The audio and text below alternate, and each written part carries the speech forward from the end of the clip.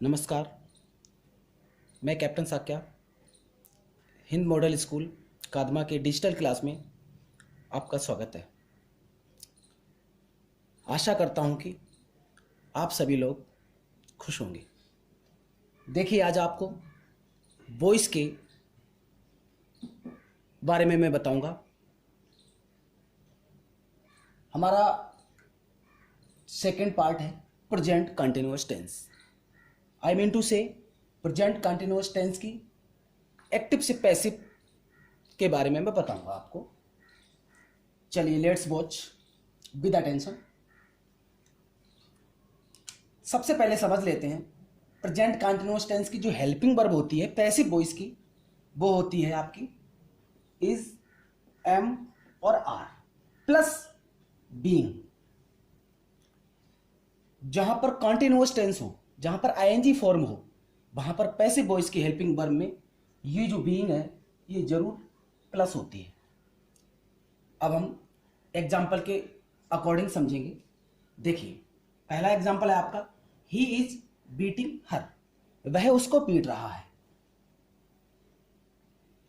ये तो आपको पता ही है, यू नो वेरी वेल, कि सब्जेक्ट को ऑब्जेक्ट में कन्वर्ट किया जाता है और ऑब्जेक्ट को सब्जेक्ट में कन्वर्ट किया जाता है। वर्ब की थर्ड फॉर्म का ऑलवेज यूज होता है।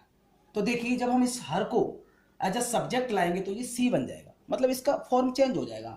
अभी ये हर ऑब्जेक्ट के रूप में है, जब यहाँ पर हम लाके रखेंगे इसको तो ये क्या बन जाएगा, सब्जेक्ट बन जाएगा, और बन भी गया।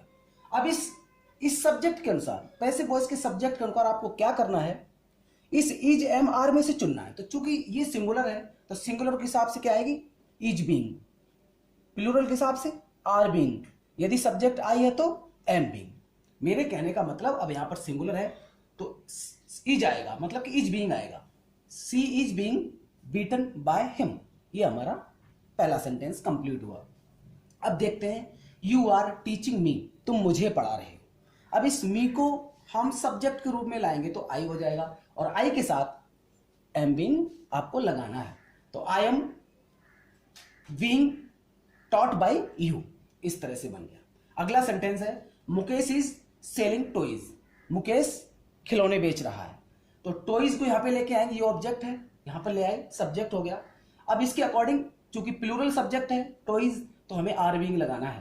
तो toys are being sold by Mukesh. मेरे कहने का मतलब, यदि पैसिव वॉइस का सब्जेक्ट सिंगुलर है तो आपको इज बीइंग लगाना है, प्लूरल है तो आपको आर बीइंग लगाना है, यदि सब्जेक्ट आई है तो आपको एम बीइंग लगाना है।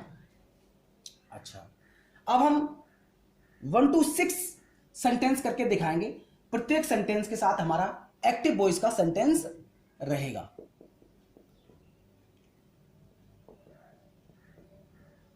ये देखिए, पहला सेंटेंस हमारा mother is cooking food, active voice का सेंटेंस है।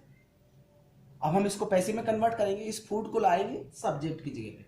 फूड चूंकि भोजन है तो ये आपका सिंगुलर सब्जेक्ट में आएगा, तो इसके अनुसार हमें इज बीइंग लगाना पड़ेगा। तो food is being cooked by mother. जब हम सब्जेक्ट को ऑब्जेक्ट की जगह पे पहुंचाते हैं, तो मैंने अर्लियर वीडियो में आपको बताया है कि उससे पहले हमें बाय का यूज करना होता है।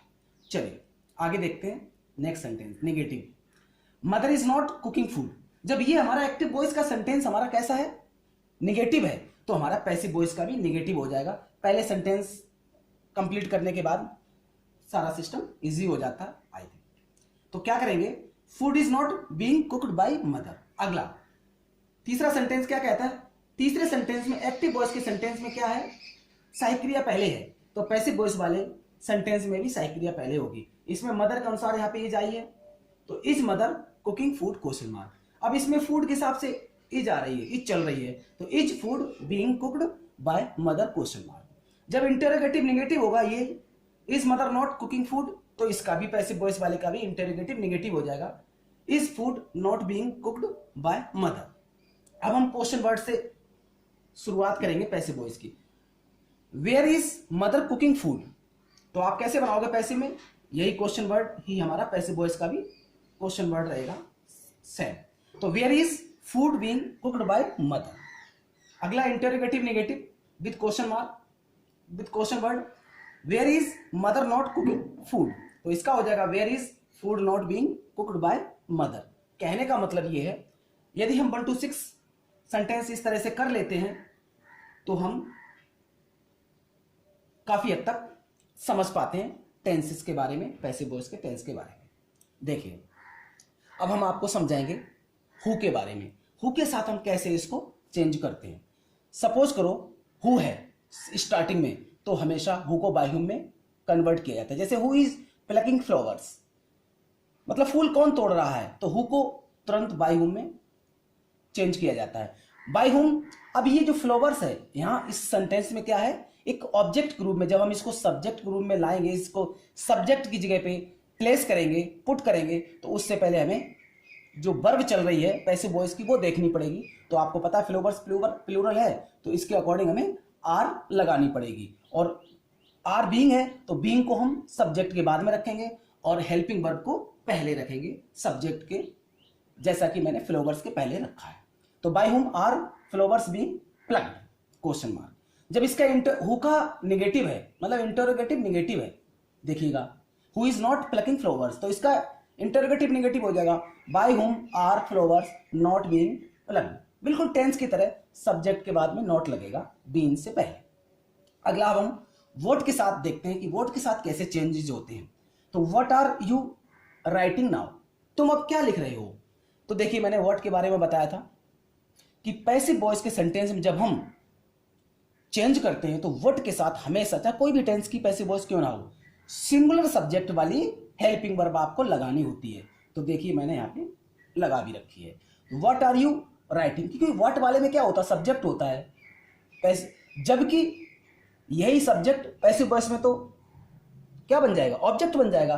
तो फिर इसके हिसाब से क्या लगेगा, सिंगुलर वर्ब लगेगी, सिंगुलर हेल्पिंग वर्ब लगेगी। What is being written by you now, देखो जो अदर वर्ड्स होते हैं वो अपनी उसी जगह पे रखते हैं। यदि आप चाहो तो बाय यू से पहले भी आप नाउ को लगा सकते हो, प्लेस कर सकते हो, no problem, the thing is same here, sense बिल्कुल एक ही है, नो प्रॉब्लम। अगला interrogative negative, what are you not writing now, अब तुम क्या नहीं लिख रहे हो, तो what is not being written by you now. कल ही मैंने बताया था, आपके अपने पहले वीडियो में बताया था कि जब व्हाट के साथ हम नेगेटिव करेंगे तो क्या होगा, बीइंग से पहले नॉट लगाना है और इज के बाद में लगाना है इस टेंस में, क्योंकि इंटरोगेटिव निगेटिव है, इसमें सब्जेक्ट नहीं होता व्हाट वाले में, क्योंकि जो सब्जेक्ट होता है एक्टिव वॉइस के सेंटेंस में सब्जेक्ट होता है, पैसिव वाले में वो सब्जेक्ट ऑब्जेक्ट की जगह पर चला जाता है और यहाँ पे प्लेस खाली हो जाता है, इसलिए हमें यहाँ पर इज नॉट बीइंग लगाना पड़ा, मतलब कि इज बीइंग के बीच में नॉट लगाना पड़ा। चलिए उम्मीद करता हूं समझ में आपको आ रहा होगा, फिर भी आप ध्यान से देखिए, बिल्कुल समझ में आएगा, मैं जैसा भरोसा करता हूं। देखिए अब विच के साथ देखेंगे, विच के साथ कैसे सेंटेंसेस को चेंज किया जाता है। Which song is he singing, मतलब वह कौन सा गाना गा रहा है, मीन्स उसके द्वारा कौन सा गाना गाया जा रहा है। Which song is he singing, which के साथ में जो नाउन आया हुआ है, यहाँ पर नाउन क्या है, सॉन्ग है, तो ये इसके पैसिव वॉइस के सेंटेंस में भी साथ ही रहेगा। तो विच सॉन्ग, अब भाई किसी एक गाने की बात हो रही होगी, पता नहीं कौन सा गाना, तो विच सॉन्ग इज बीइंग आएगा, क्योंकि इसमें भी सब्जेक्ट नहीं पता लगता, इसमें पैसिव वॉइस वाले में सब्जेक्ट है ना, होता है मतलब होगा ही नहीं, क्योंकि जो एक्टिव वॉइस का सेंटेंस का जो सब्जेक्ट है वो पैसिव में क्या बन जाएगा, ऑब्जेक्ट बन जाएगा, इसलिए यहाँ पे जगह खाली हो जाएगी, बिल्कुल वर्ड वाले सेंटेंस की तरह। तो विच सॉन्ग इज बीइंग संग, थर्ड फॉर्म तो लगेगी बाय हिम, क्वेश्चन मार्क।